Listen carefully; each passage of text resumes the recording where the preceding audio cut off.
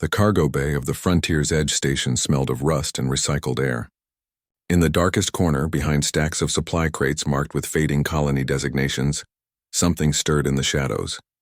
Most station workers gave that corner a wide berth. The creature that lived there was dying, and everyone knew it. Raylan had been magnificent once.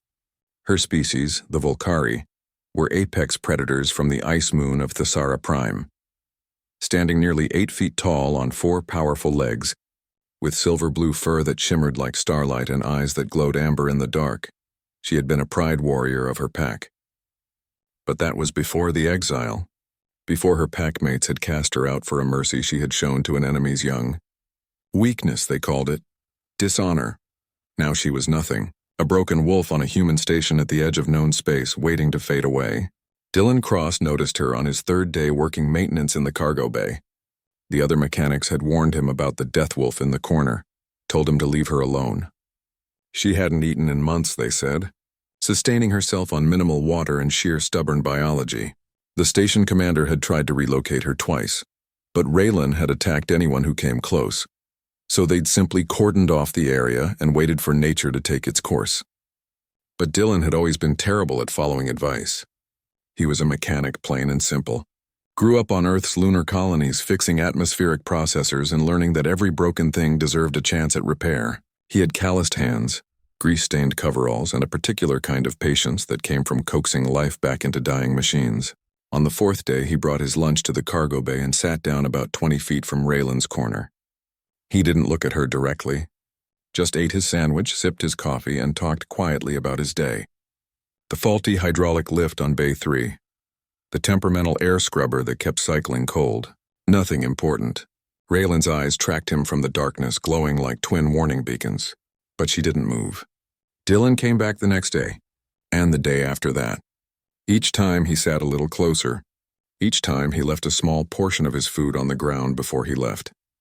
Protein bars, dried fruit, eventually synthetic meat from the station commissary. The food remained untouched for 2 weeks. "You're wasting your time, Cross," his supervisor told him. "That thing wants to die. Let it." But Dylan had seen the way Raylan's ears swiveled toward him when he spoke, the way her breathing changed when he mentioned the stars visible from the observation deck. She was still in there behind all that grief and shame, still fighting even if she didn't know it yet. On the 17th day, Dylan sat down with his lunch and started talking about his sister. How she'd struggled with depression after their mother died. How she'd locked herself in her apartment for months, refusing help, refusing to believe she deserved to keep living. How Dylan had sat outside her door every single day until she finally let him in.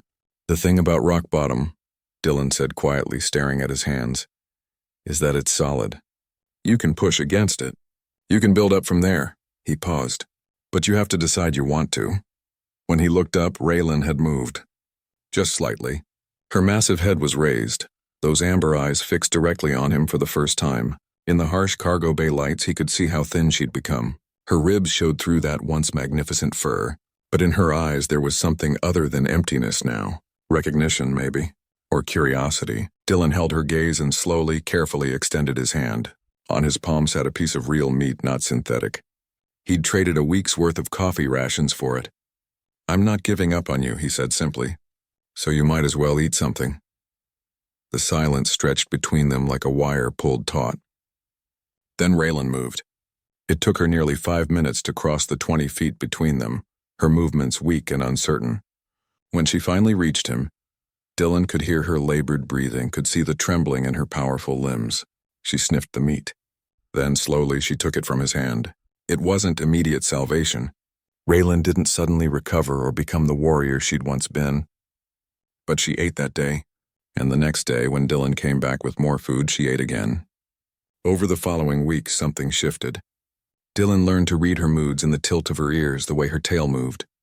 He discovered she responded to stories about Earth's wolves, found comfort in the comparison to creatures from humanity's own evolutionary history. He learned that Volcari didn't just communicate in growls and howls, but in a complex series of body movements and scent signals. And Raylan learned that not all kindness came with conditions, that mercy wasn't weakness, that sometimes the strongest thing you could do was accept help. 2 months after their first meeting, Dylan found Raylan waiting by the cargo bay entrance when he arrived for his shift. She was still thin, still healing, but her eyes were bright again, alert. When she saw him, her ears perked forward in what Dylan had learned was the Volcari equivalent of a smile. "Ready to see the observation deck?" he asked. She made a low rumbling sound in her chest that might have been agreement. As they walked together through the station corridors, Dylan noticed other crew members staring. The Death Wolf was walking, moving with purpose, living. When they reached the observation deck, Raylan pressed her nose against the transparent aluminum, staring at the stars beyond. Dylan stood beside her, hands in his pockets. "You know what humans are really good at?" Dylan said quietly. "We're good at being stubborn, at refusing to give up on things everyone else says are lost causes, at believing broken things can be fixed even when all the evidence says otherwise." Raylan turned her great head to look at him, and for a moment, Dylan could see the warrior she'd been. The warrior she could be again. "Thank you," she said in the growling, careful standard that her species could manage. The first word she'd spoken in months. Dylan smiled. That's what friends do. Outside the window, the stars burned cold and bright, indifferent to the small dramas playing out on the station below. But inside, in the warmth of the observation deck, a broken wolf had found a reason to keep fighting, and a human mechanic had proven once again what his species did best. They refused to let go.